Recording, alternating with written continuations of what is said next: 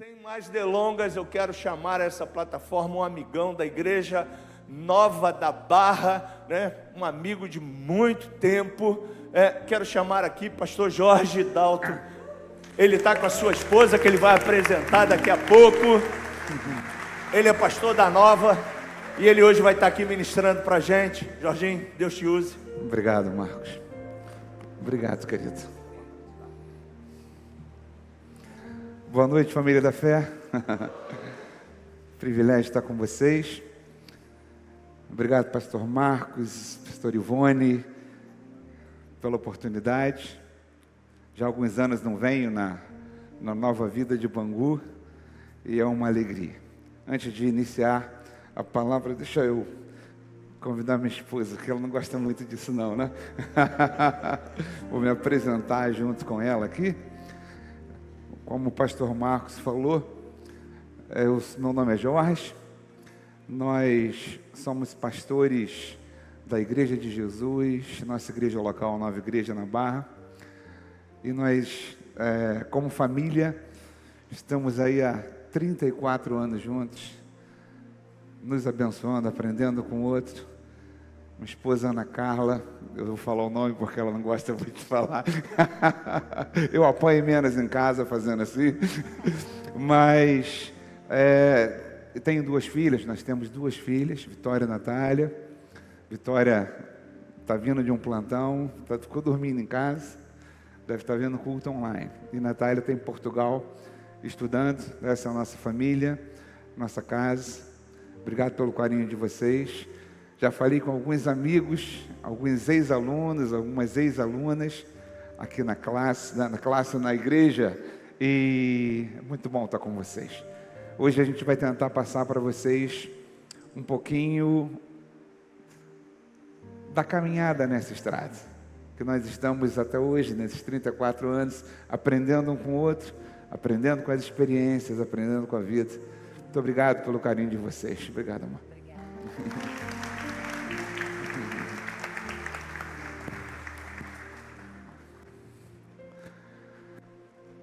Bom, falar sobre família é sempre um bom tema. Falar sempre de família é sempre uma boa escolha, uma boa temática. E eu quero falar um pouquinho hoje de família numa ótica muito característica, muito peculiar da igreja. Tema da palavra: família em reconstrução. Parece que existe uma coisa que é muito familiar nas igrejas com a família, que é a tal da obra. Pastor Marcos já me pegou aqui, já me levou no New Life, já me levou no Kids, já andou comigo para lá e para cá, já mostrou o que está sendo feito, o que precisa fazer, coisa de pastor, né? Caramba, isso aqui mais ou menos, o orçamento é tanto e tal, e falando, e Deus vai prover, e eu estava assim, cara, a igreja, né? A igreja não muda, a igreja só muda de endereço, mas a gente está em constante reforma, reformulação, reconstrução. E eu estava dizendo para ele, engraçado, Marcos, que como é interessante que o tempo vai passando e a gente vai reformulando as coisas. Chegou no terceiro andar ali do Kids, eu falei, rapaz, isso quando foi construído, esse azulejo da parede, quando foi construído, que hoje parece estranho para a gente acostumou com o novo, isso já foi assim, o suprassumo, né? Já foi algo muito maravilhoso e necessita de reforma. A gente estava falando do piso da igreja, etc e tal, e a gente vive isso. E família, basicamente passa pelo mesmo processo. Como falei com vocês, nesses quase 34 anos, nós temos que nos reconstruir a cada dia. E essa é uma decisão minha e da minha esposa. Minha, da minha esposa e das minhas filhas. Aprendemos uns com os outros, erramos, quebramos a cara às vezes, mas a gente precisa estar aberto a aprender. Eu gosto de um pensamento de Carlos Drummond de Andrade, que ele vai dizer assim: amar se aprende amando. A gente erra, mas está aprendendo e continua amando, e continua amando, e continua amando, e continua amando. E hoje é dia de nós reconstruirmos a nossa família. Deus já deu um norte, Deus já tem uma vontade específica, Deus já fala para a gente o que Ele almeja, o que Ele quer da família. E eu quero lembrar para você 2 textos bíblicos que vão ser a base da nossa meditação essa noite, nossa breve meditação. E eu leio com vocês um texto de Jeremias, capítulo 29, versículo 11. Talvez você já saiba esse texto de cor. Se você tem sua Bíblia, Jeremias 29, 11 diz: Eu é que sei os pensamentos que tenho a vosso respeito, diz o Senhor, pensamentos de paz, diga paz, e não de mal, para vos dar o fim que você deseja. Para, em outras palavras, satisfazer o desejo do teu coração. Para, em outras palavras, com base naquilo que Deus quer para mim e para a sua vida, honrar a promessa dele conosco. Os pensamentos de Deus para mim e para a sua vida, para mim e para a sua família, são pensamentos de paz. Você recebe isso? Diga amém.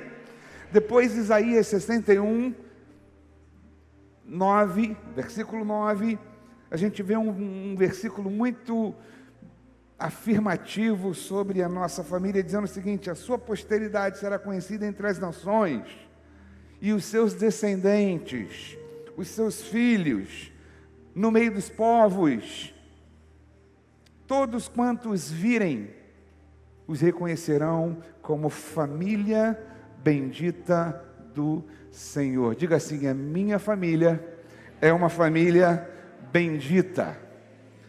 Para a gente entender um pouco do contexto desse versículo de Isaías, esse versículo 9, ele está enquadrado dentro daquele versículo do capítulo 61, obviamente, onde Jesus, ele se utiliza desse texto em uma sinagoga para dizer do seu ministério, para falar do seu chamado. Aqui era profético.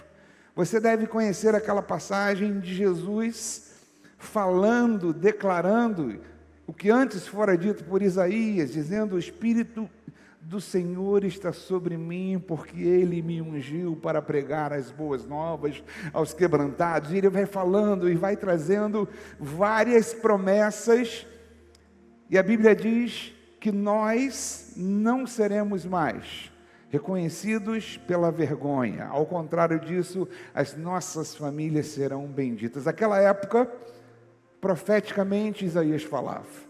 Hoje nós já vivemos a concretização dessa palavra. Hoje nós já vivemos em Cristo a bênção plena de Deus.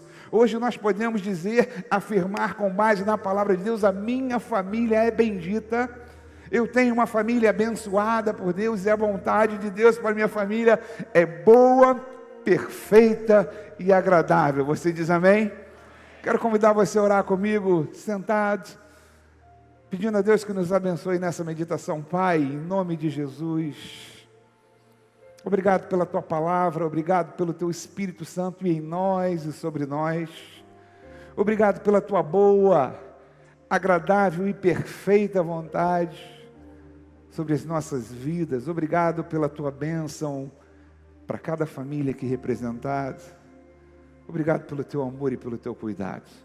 Nós pedimos que Tu nos oriente nesta meditação e que o Teu Espírito Santo nos ilumine, nos ajude, que a Tua palavra craia em nosso coração como semente em boa terra, de modo que ela possa crescer e frutificar. Em nome de Jesus, que você diga amém.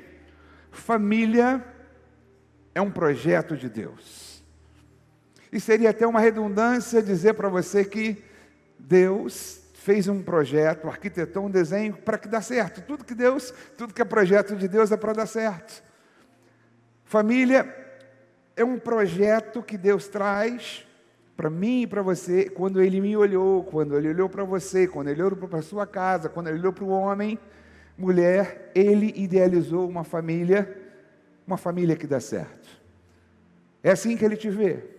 Se você não sabe o contexto de Jeremias 29:11, que nós acabamos de ler, era um contexto de muita tristeza, muita falta de perspectiva.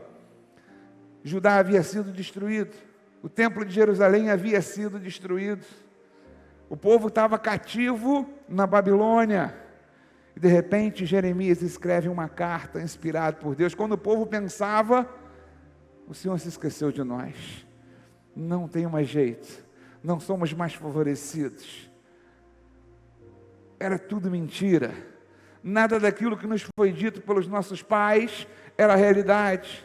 Estamos no opróbrio, estamos arrasados, estamos deprimidos, e o Senhor usa aí Jeremias para dizer: não, escreve uma carta para ele, que o povo está assim. E Jeremias escreve da parte de Deus dizendo: olha, eu que sei os pensamentos que tenho a vosso respeito.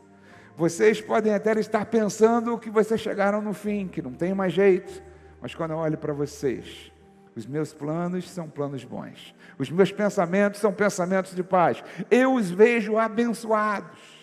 Vocês estão limitados e não conseguem ver além, eu porém vejo um futuro brilhante para cada um de vocês. Deixa eu falar uma coisa para você que de repente entrou aqui hoje pensando que as coisas na tua casa não tem jeito. Deus manda te dizer os pensamentos dele, quando ele olha para a tua casa, para a tua família, para as relações existentes dentro da tua casa, seja marido e mulher, seja pai, filho, filhos e filhos, são pensamentos de paz, pensamentos de bênção. Você recebe isso? Diga amém.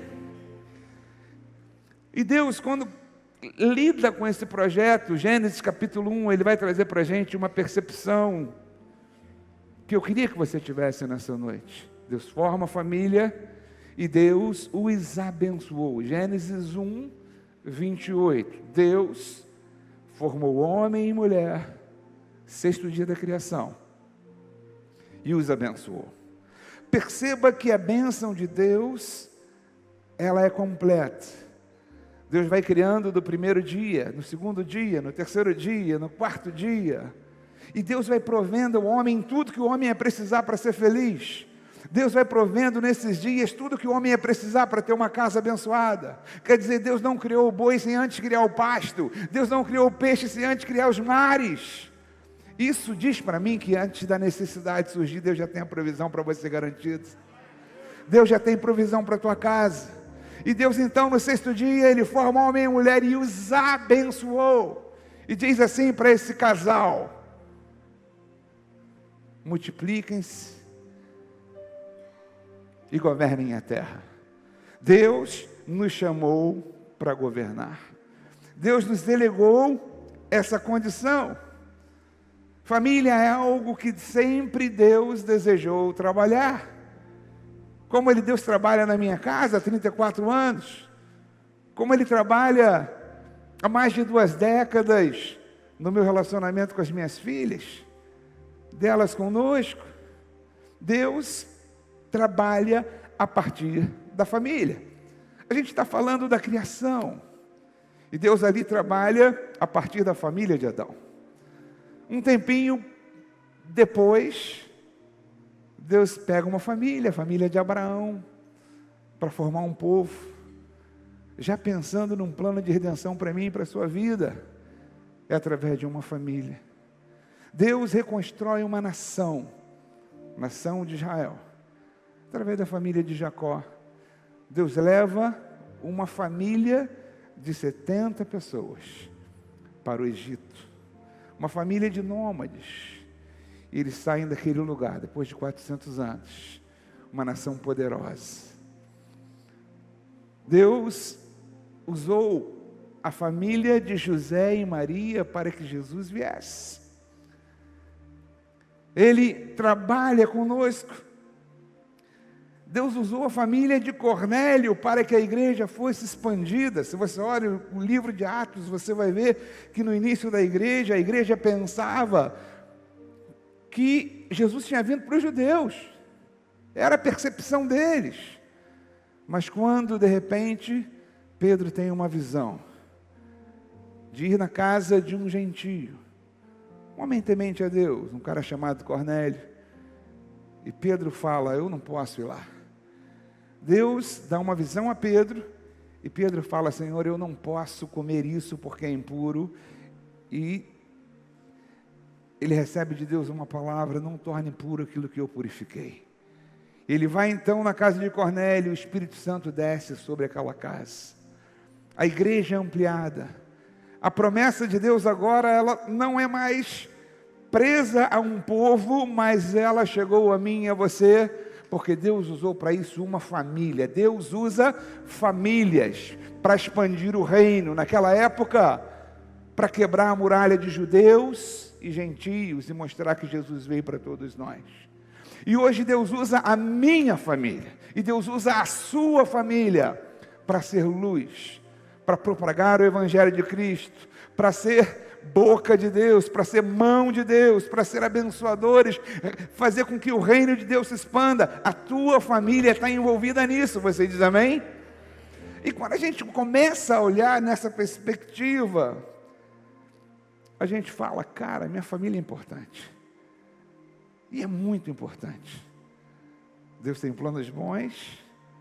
Você é família abençoada. A Bíblia fala isso da tua família.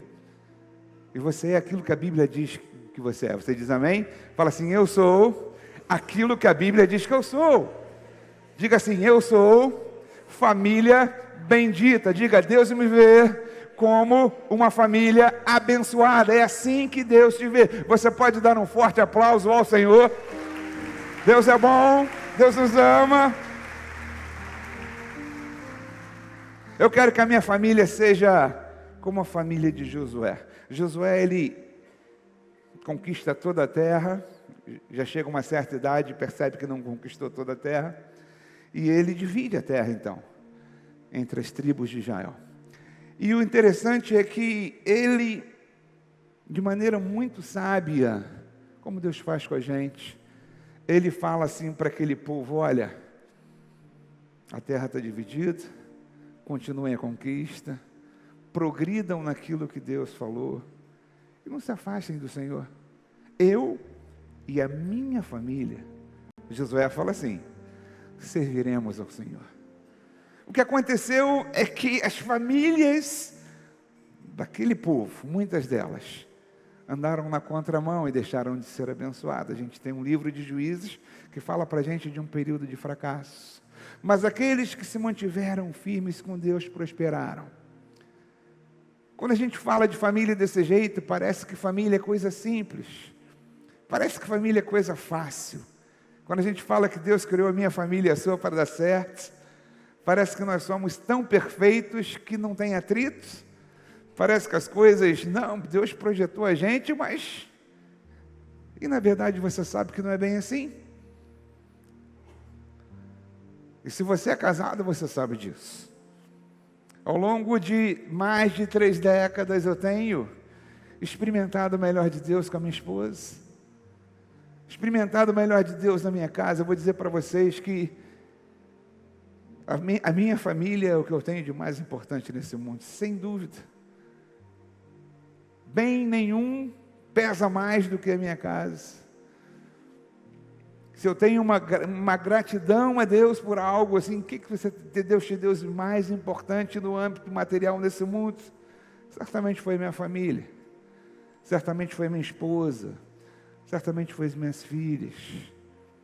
Isso não quer dizer, no entanto, que a gente não precisa ser reconstruído, que a gente não precisa se reinventar diariamente. E eu quero, de alguma maneira, trazer para vocês 3 ferramentas, falar de 3 pontos, 3 coisas simples, que vão me ajudar, que vão te ajudar, que vão nos ajudar, para a gente crescer na nossa família, para a gente ser abençoado, para a gente viver um pouco daquilo que a Bíblia diz sobre nós. 3 ferramentas que vão ajudar a gente nesse processo de amadurecimento. E a primeira ferramenta que eu trago para você é o amor. Diga assim, amor. Amor é a sua essência. Amor é aquilo que você já tem dentro de si. Não diga, eu não tenho amor. Não diga, eu não posso te amar. Você é essencialmente vocacionado a amar. A Bíblia diz que Deus é amor. Também diz que eu e você fomos feitos à imagem e à semelhança dele. Logo, se Deus é amor, o amor dele está inserido em nós. Já na antiga aliança, na criação, era assim. Hoje, na nova aliança, eu e você somos templos do Espírito Santo. E o amor está embutido. É um dos elementos do fruto do Espírito. Amor. Somos essencialmente seres vocacionados a amar. Se Deus me fez para exercer o amor, se Deus olhou para mim e falou assim, cara, não é bom que o Jorge viva sozinho, eu vou fazer a Ana. Cara, eu fui vocacionado a amar a Ana. E quem tem por vocação amar e ser amado como nós temos, como filho de Deus, como imagem e semelhança dele, não pode e não deve ficar sozinho. Essa é uma vocação nossa, essa é a nossa essência. Augusto Cury, enfatizando a proeminência do amor, talvez você já tenha ouvido falar de Augusto Cury. Ele é um médico, ele é um escritor cristão. Ele escrevendo em um dos seus livros, chamado O Mestre do Amor, ele vai dizer, o amor renova as esperanças, reanima a alma e reaviva a juventude. Se aprendermos a amar, seremos eternos jovens, mesmo quando atingirmos uma certa idade, se já velhos. Caso a gente não aprenda a amar, seremos eternos velhos, mesmo que ainda jovem. Para um músico e compositor popular brasileiro, Tom Jobim, você deve conhecer.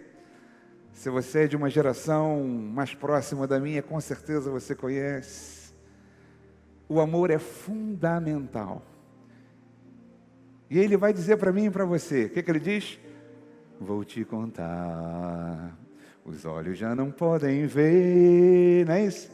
Coisas que só o coração pode entender. Agora você, fundamental é mesmo amor, é impossível ser feliz sozinho. O amor é fundamental.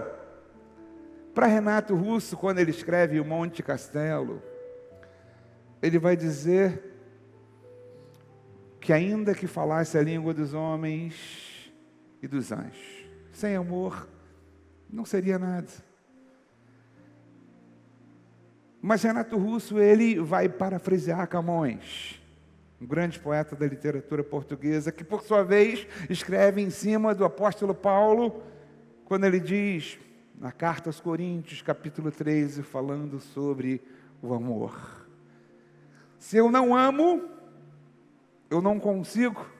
Se o amor está fora, eu não consigo fazer a coisa acontecer quando o assunto é família. Em amor, perceba, é plenamente possível pessoas diferentes, com formações diferentes, com costumes diferentes, construir uma família, um relacionamento sólido e abençoado. Se não houver amor, no entanto, pessoas muito parecidas não conseguirão, porque o amor é a liga. O amor funciona como uma solda, o amor funciona como algo que vai juntar, em especial quando as diferenças surgem. E não pensem em vocês que são mais novos, que as diferenças não surgem. Você que é um pouquinho mais maduro, você que já vive um relacionamento, você sabe que as diferenças aparecem. Porque Deus nos faz para dar certo, nos abençoa, planeja coisas boas para a gente, nos faz semelhantes da mesma espécie, mas completamente diferentes em tudo.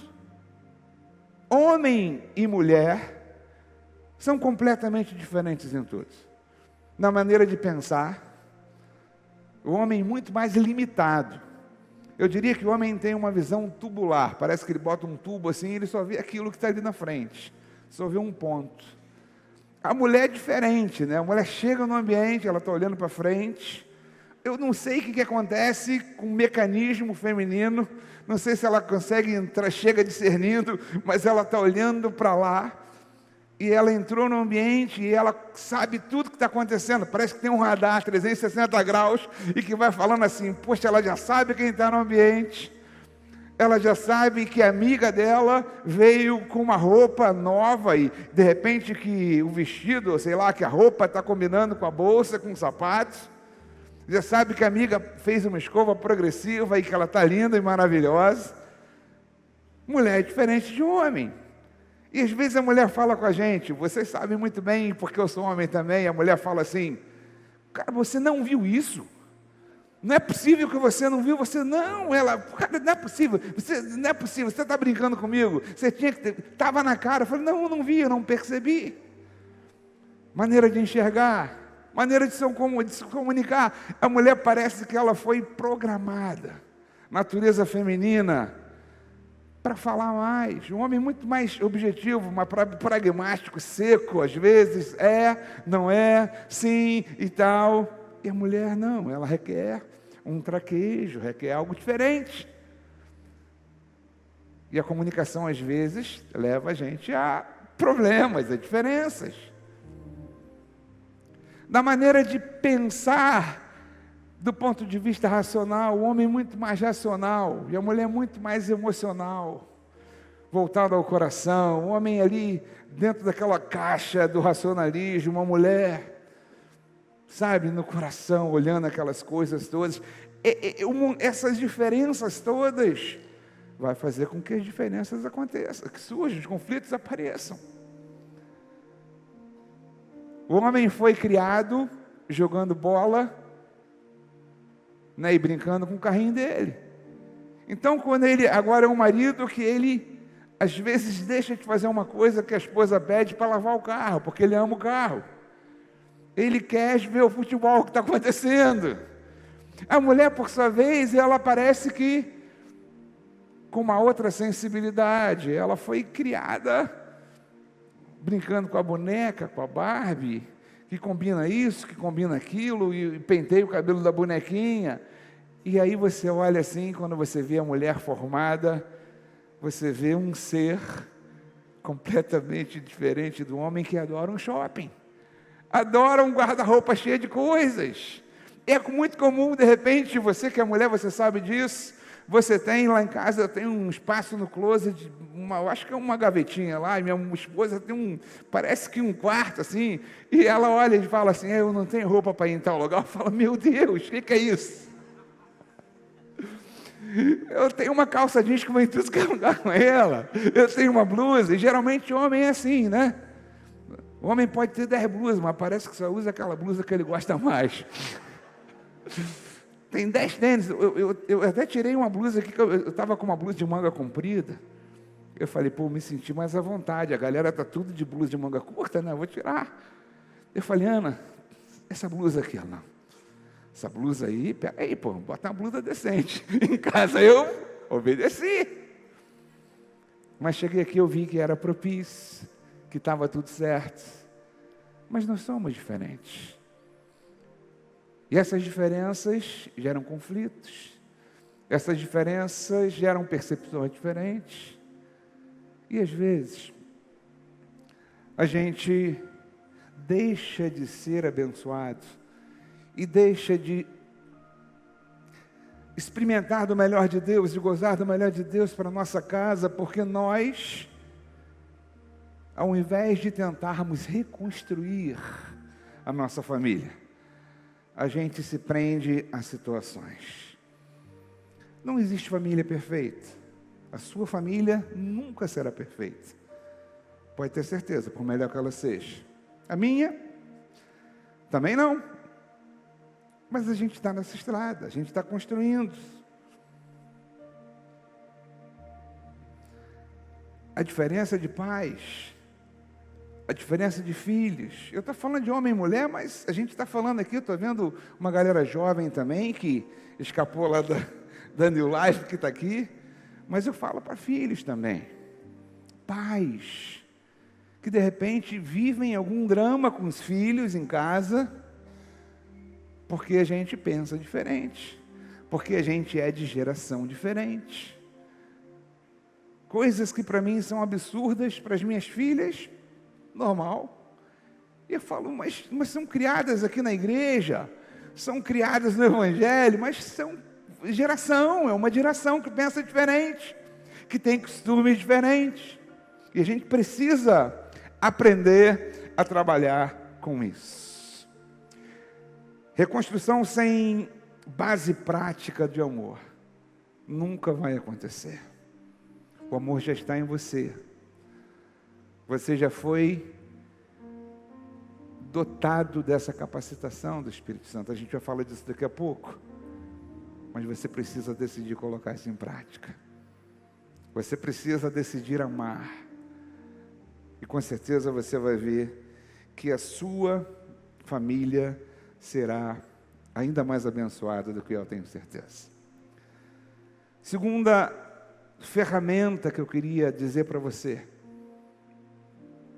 que além do amor como base, eu preciso semear. E aqui eu vou falar de coisas que estão dentro daquilo que não é exatamente a minha essência, mas que tem a ver comigo. O apóstolo Paulo, ele é sábio quando ele diz assim para mim e para você: olha, aquilo que nós vamos colher é o que nós semearmos.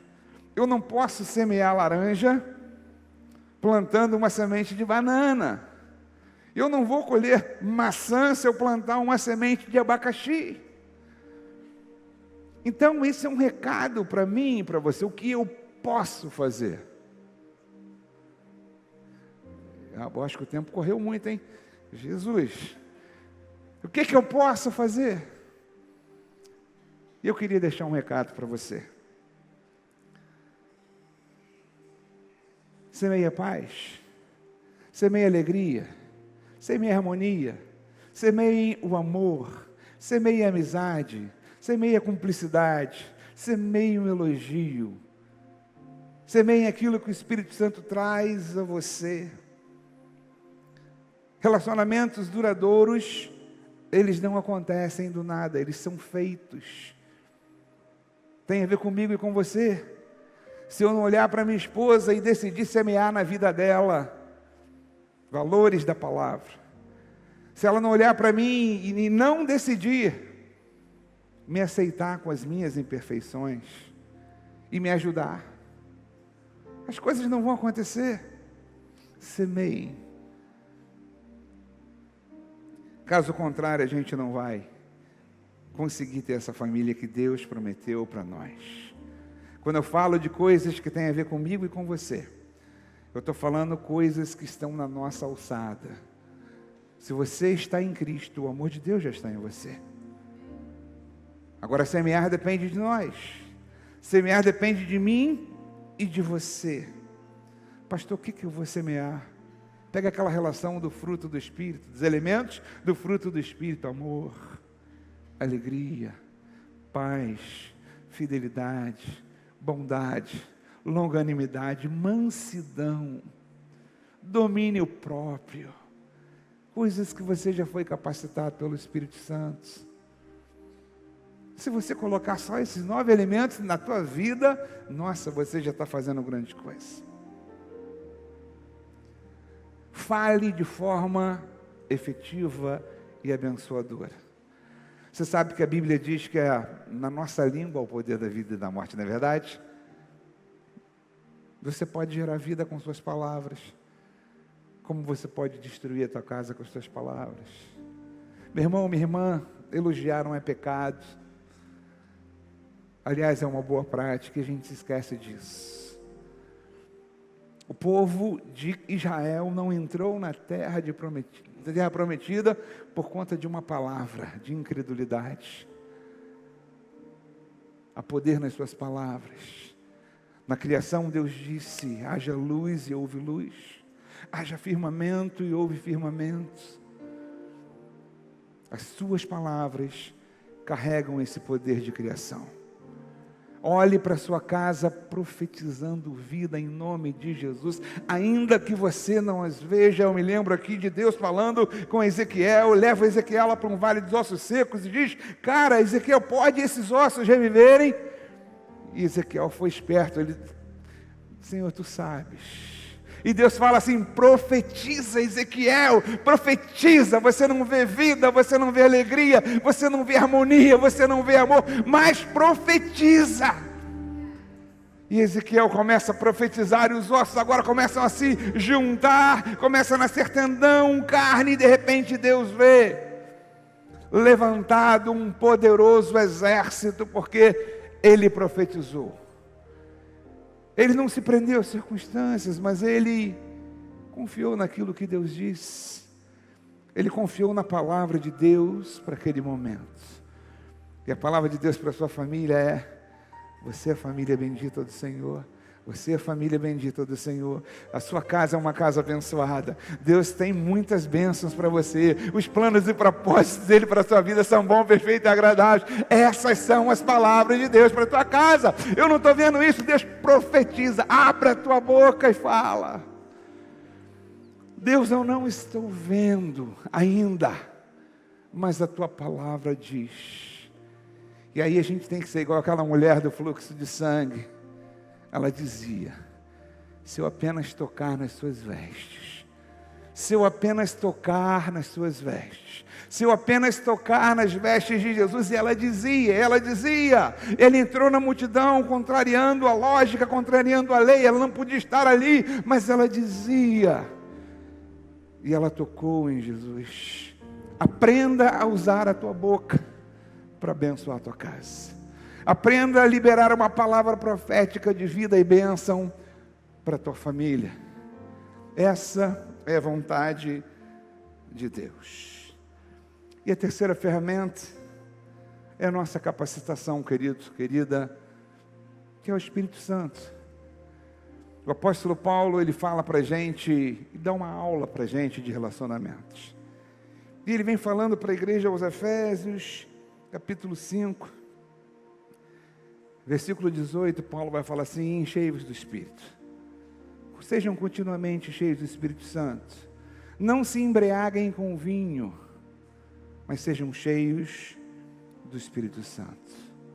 Continuamente cheios do Espírito Santo. E não por um acaso. A partir daquele momento, Paulo começa a falar sobre relacionamentos. Paulo começa a falar sobre relacionamentos de marido com mulher, de mulher com marido, de pais e filhos, de senhor com seus servos, de escravos com seus senhores, mostrando uma verdade bíblica para a gente, de que relacionamentos são construídos, azeitados pelo Espírito Santo. E Paulo vai falar: maridos, amai as vossas mulheres, como Cristo amou a igreja, e se for preciso, se entregue por ela. Mulheres, sujeitai-vos aos vossos maridos. Filhos, honrem os pais. Pais, não irritem os filhos. Quando a gente fala desse contexto, parece que a gente fala de algo que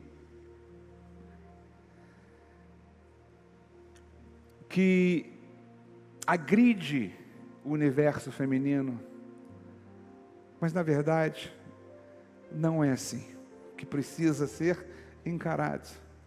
Deixa eu falar uma coisa para você, meu irmão, em nome de Jesus, você que é marido, o dia que você amar a sua esposa como Jesus amou a igreja, cara, o dia que você conseguir ser esse cara, o dia que você conseguir ela perceber essa qualidade de expressão de amor, cara, essa mulher vai querer te ajudar, te abençoar. Quando ele diz sujeitai-vos, Paulo não está dizendo que mulher é inferior ao marido, nada disso. Paulo está dizendo que a mulher está debaixo da mesma missão, da mesma visão. Paulo fala: marido, amai vossas mulheres. Mulheres, respeitem os seus maridos. Por algum motivo nós fomos feitos diferentes. E essas coisas fazem importância, faz diferença para a gente. Pais, não irrite o seu filho. Às vezes nós, como pais, nos achamos os donos da verdade, não é isso? Pastor Marcos, eu posso passar uns 5 minutinhos, 10? Vocês me deixam, me permitem? Amém? Glória a Deus. Amém. O Senhor está testemunha disso. Eu ouvi um amém. Mas, às vezes nós, pais, nos achamos os donos da verdade. Achamos que a gente sabe de tudo. E como a gente tem a aprender com os nossos filhos? Ame seu filho. Ame sua filha. Independente do que eles estiverem fazendo e vivendo, eles só vão ser mudados, transformados, se você os amar. Ele precisa ver em você, pai e mãe, o amor que Deus destinou a nós. Às vezes nós vivemos drama em família, que nós queremos deixar o nosso filho no gelo, que a gente não quer ajudar. Pasme você. Eu já falei com pais que diziam: pastor, eu realmente tenho vergonha de dizer que é meu filho. Eu falei: cara, em nome de Jesus, esse não é o princípio. Não é o princípio. A Bíblia diz que Deus nos amou quando nós éramos pecadores, errados, equivocados, filhos da ira, desviados. Ele mesmo assim, Ele deu o seu melhor por mim e por você. Amem os seus filhos. Mas para que a gente consiga fazer isso, só tem uma forma. Eu preciso estar cheio do Espírito Santo. Tem a ver com o Espírito Santo. Naturalmente eu não consigo expressar e exalar essa qualidade de amor. Mas seja cheio do Espírito. Na sua relação com a sua esposa, com o seu esposo, com o seu filho, com a sua filha, com o seu irmão. Coloque o amor em prática. Permita que os conceitos e princípios da palavra enchem o seu coração. Você sabe que a Bíblia fala para a gente perdoar, né? E às vezes a gente não perdoa. Eu estava vendo um vídeo e a pessoa falava, um especialista desse aí de relacionamentos, e ele dizia assim: pastor Marcos, cara, os relacionamentos estão acabando, estão sendo destruídos, porque a ira, que não pode passar de um dia para o outro, ela é acumulada a cada dia. A Bíblia não diz para mim e para você que eu não posso me irar, não. Ela diz ao contrário. Cara, irai-vos, mas não pequeis. Mas ela vai falar assim: não se ponha o sol sobre a vossa ira, porque aquilo vai ser um câncer, aquilo vai ser um veneno, aquilo vai se acumular, aquilo vai te destruir. E aí a gente acumula mágoas, acumula rancores, e a gente não acredita que não consegue perdoar. Em nome de Jesus, você consegue liberar perdão essa noite, porque você já foi alcançado pelo perdão de Jesus. E da mesma forma que nós fomos alcançados, nós hoje, mediante a ação do Espírito Santo, capacitados, revestidos pelo Espírito Santo, somos capazes de liberar coisas que nos prendem e que faz da nossa família, às vezes, um campo de batalha, ao invés de ser um lugar de bênção e provisão do Pai. Deus planejou isso para você, isso para sua casa, isso para sua família. Deus já te deu condição, e eu quero, obviamente, aqui por conta mesmo do tempo, podia falar mais com vocês. O pastor tem esse problema, dá um microfone para ele, o cara começa a falar. Eu quero ler com vocês um salmo, finalizar essa palavra lendo o salmo de número 128. E ele diz assim, salmo de número 128, versos de 1 a 4, diz: como é feliz aquele que teme ao Senhor e anda nos seus caminhos. Essa pessoa comerá do fruto do seu trabalho, será feliz e próspera. Está falando de mim e de você, hein? Sua mulher será como videira em sua casa. Seus filhos serão como brotos de oliveira ao redor da sua mesa. Assim será abençoado o homem que teme ao Senhor.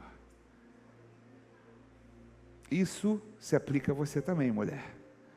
Uma mulher temente a Deus, uma mulher sábia. Essa é a vontade de Deus para a sua casa. Essa é a promessa de Deus para a sua casa. Essa é o que Deus desenhou para a tua família. Você pode até não estar vivendo isso, mas saiba que Deus já te vê abençoado, abençoada. Quando Ele olha para a tua casa, Ele vê uma casa e uma família bendita. Você recebe isso? Eu quero orar com você. Você pode ficar sentado, não precisa levantar. A gente sabe onde nosso calo aperta, né? A gente sabe o que a gente precisa melhorar na nossa casa. A gente sabe o que a gente precisa fazer, o que depende de nós. O que está ao meu alcance para fazer? De repente você não está vivendo ainda o melhor de Deus na sua casa. Mas creia. Creia que Deus tem um melhor planejado para você. Creia no Senhor Jesus e será salvo tu e tua casa. O problema é salvação. Deus tem salvação prometida para a tua casa. O problema é harmonia e paz. Deus tem isso planejado para você. O problema é restauração do amor, do respeito. Deus pode fazer isso em nome de Jesus. O problema são ressentimentos acumulados. Deus já te capacitou a liberar perdão. Pai, em nome de Jesus, obrigado pela Tua graça, pelo Teu poder e pela Tua palavra. Nós te agradecemos, Senhor, por esse encontro aqui na família da fé, junto à Tua igreja. Nós te pedimos que cada família representada nesse encontro seja abençoada e alcançada pelo Teu favor e pela Tua graça. Que hoje problemas, situações delicadas, situações difíceis que muitas vezes têm corroborado para que os relacionamentos estejam atravancados, caiam por terra e que a Tua vontade boa e perfeita se estabeleça sobre a vida de cada um de nós e sobre cada família. Nós abençoamos a Tua igreja, nós abençoamos as famílias da Tua igreja e nós, como Teus filhos, te agradecemos pela Tua palavra e pela Tua promessa sobre nós, te louvamos pela Tua bênção e tomamos posse quando a Tua palavra diz que a nossa casa é uma casa bendita aos Teus olhos. Em nome de Jesus, que você diga amém.